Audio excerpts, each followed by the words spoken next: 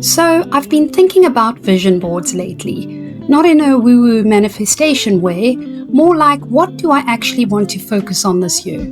I've got a few ideas that are going on mine and some tips for making it look good and my favorite supplies, because let's be honest, half the fun is the stationery. Before we get into the ideas though, I just want to say there's no right way to do this. Some people make super minimal boards with like 3 images. Some people cover every inch with magazine clippings and glitter, and both are valid. The only rule is it needs to mean something to you. Put your biggest, most important goal in the center of your board. Your eye naturally lands there first, so make it count. Everything else can radiate out from that. Okay, let's get into some actual ideas. First thing I always end up putting on my board is my dream creative space. Even if you can't have a whole studio, just a picture of a tidy desk with good light and a plant reminds you of what you're working towards. I actually printed a photo from Pinterest last year and stuck it above my desk. It was simple, but it really helped. And when you're cutting out images, try cutting loosely around the edges instead of in a perfect rectangle. This gives it a softer, more collaged feel. Less scrapbook, more mood board. And once you've got the space sorted in your head, you need something to do in it. So I always add a medium or skill that I want to try. This year it's gouache for me. I keep buying tubes and not opening them. If you're the same with watercolour or Procreate or hand lettering or whatever, put it on the board. Sometimes just seeing it every day is the nudge you really need to start acting on it. But here's the thing, trying new stuff costs money, which is why I also put money goals on mine.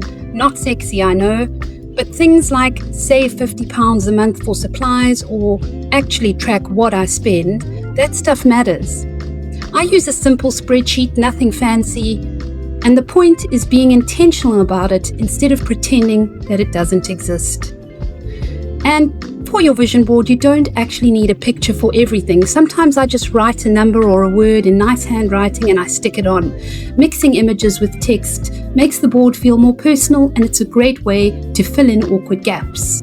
And while we're being honest about the unglamorous stuff, rest. Real rest.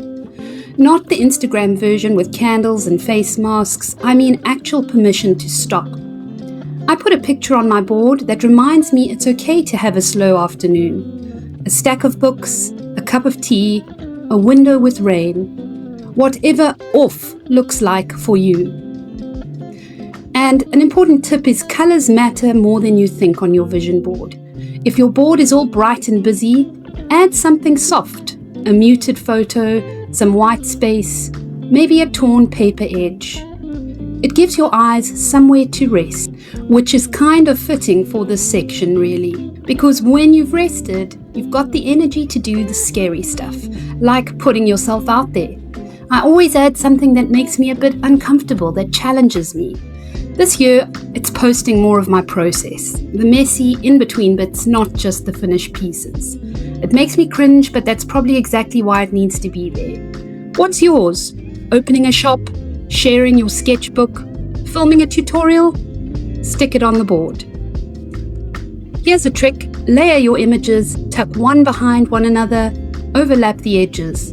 It creates depth and makes the whole thing feel much more intentional, like a proper art piece instead of things just being stuck on a board. Alright, let's talk supplies because this is the fun bit. You don't need much to get started. A poster board or corkboard as your base. I like foam boards because they're light and easy to work with. Scissors, obviously, a glue stick.